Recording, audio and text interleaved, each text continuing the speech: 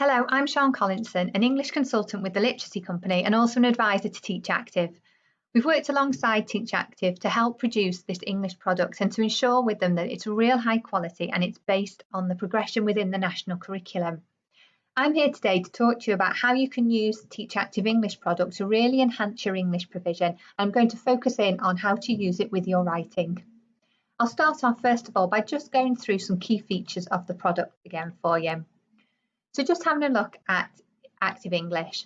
It's been organised by year group, and so it's really easy, as you can see there, just going to the left hand side and choosing the year group that you want to focus on.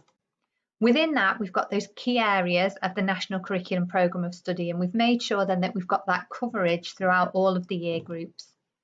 It's based on key skills and objectives, so making sure that the things that you're teaching in class that you can also pick up again in your Active English lessons. And it follows that progression of skills. So we've built in the progression that you would see throughout a year, but also that you would see throughout school as well. It's easy for you to adapt it to suit your learners' needs. And it builds on core teaching. So as I said, it can enhance and complement whatever you're doing in your main English lesson to really make sure that children have got that understanding. We've thought about how you could use it in school and how you could make the best use of it. So here are just some ideas, and then I'll break down each one to go into them in a bit more detail. So first of all, you could use it to plug some identified gaps. And on the back of that, then it would be used maybe to support your planning and delivery of guided writing groups. It might be to consolidate some learning from the main teaching. So just for those children that you know haven't picked it up, let's find a different way to maybe share it with them. It can be used as that journey towards the mastery of the skill that you're looking at, so giving children just more opportunities to master it and practice it in different contexts. It might be a starter activity or a reminder to pupils, or maybe it's for some revision in preparation for the SATs of those really core grammar, punctuation and spelling skills. Or maybe you know you're going to be teaching something the next day and you feel that some children just need a little bit of a pre-teach before you go any further. I'll break each one of those down now for you a little bit more, starting really with how we plug our identified gaps. So you may have done some formative or summative assessment and seen a gap in your children's knowledge. And you've seen that in their writing as well, identifying an area of writing they're particularly struggling with. So I can go to Teach Active, I'm working in year 3. In the writing, it's the punctuation that the children are really struggling with. And within that is the apostrophes for possession. So I can choose all of those elements in the drop-down menu, and I can have then a choice of 6 activities. So I then need to choose the game or activity that's going to cover that necessary skill, and then choose who's going to deliver it. So it could be a teacher, teaching assistant, it could be to the whole class if it's something that the whole class are struggling with, or it could be really targeted to a group of children. And then during that process, I'm going to evaluate and keep assessing their understanding to see if they know what that objective is about now, if they can use it and apply it in their writing. And then the cycle can start again. So then I might identify another gap and then go back to Teach Active and find another way of helping children to understand it and apply it. And then this really fits in, they go alongside really. So again, I've identified gaps, so I'm going to organise my children into target groups based on those needs.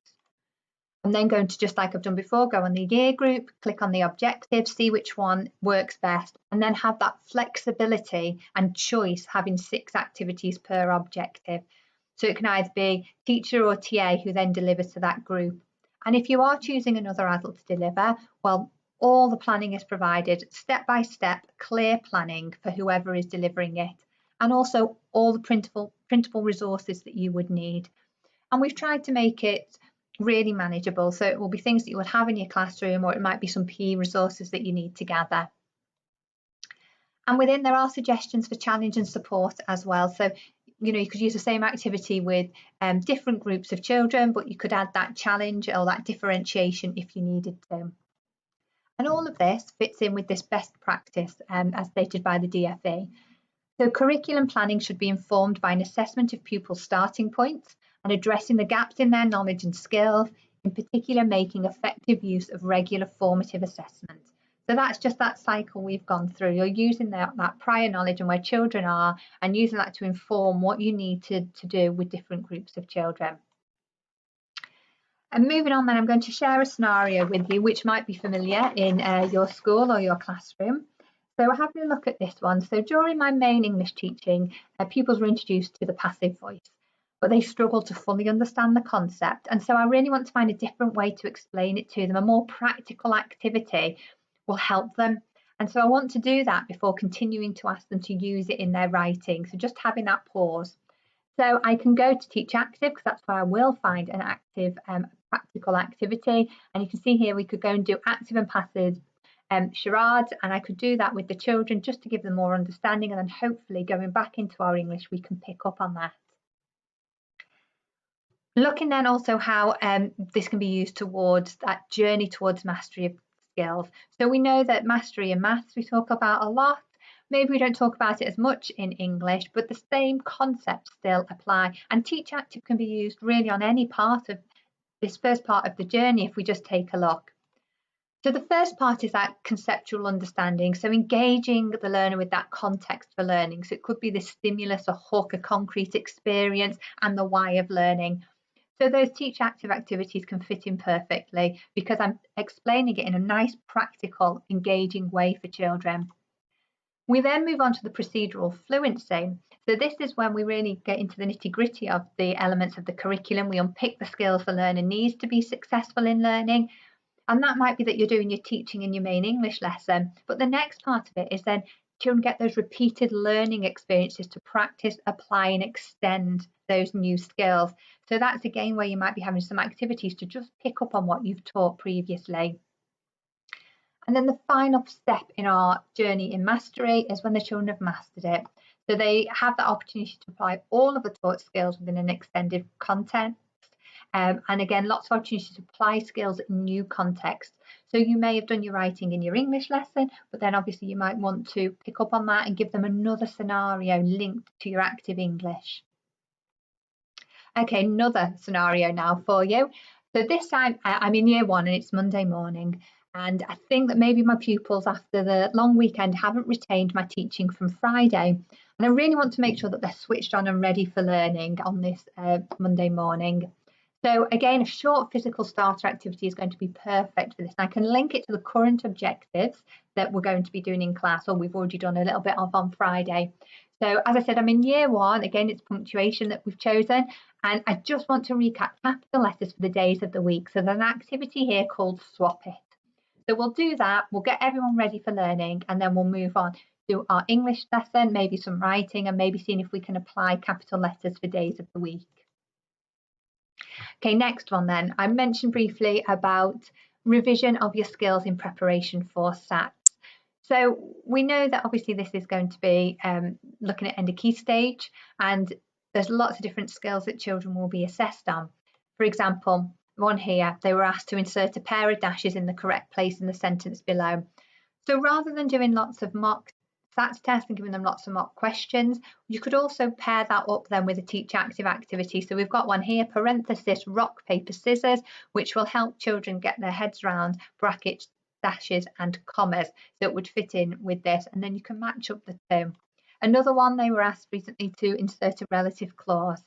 So we've got noughts and crosses clauses. You might notice there that both of those are from year 5. So because we're doing, it would be end of key stage 1 and end of key stage 2, you might be having to draw from different year groups because it's an accumulation of skills. So I've had to go back to year 5 for these skills, even though they're being assessed in year 6. Just another practical way to get children ready, but without obviously making them sit down and do lots and lots of practice tests. Okay, so here's one more scenario. This is our final scenario. So I'm going to be introducing pupils to a wider range of conjunctions in their English teaching tomorrow. But before teaching it, I really want to make sure that they're secure with previous learning. I want to give those children that maybe are a little less confident that little nudge into it. So again, I'm going to go back to year 2 this time, and I'm going to find Join Me Up Bingo. So we can do an activity linked to subordinating conjunctions that they've learnt in year 2. And then when on our next day, we then pick up on that and start building on that, they've got something there, something concrete to work on. So that is our last scenario. There's just there the Join Me Up Bingo, and okay, as I've just said, this will help you pitch your lessons correctly and ensure you're building on what they need to know. And It will make links between their prior learning. But as I said, that is our last scenario. And hopefully, though, what we've gone through and what we've talked about will just give you a few ideas of how to use Teach Active, like I said, to enhance and complement your English writing, but also to support children that may be having difficulties. Thank you very much for listening.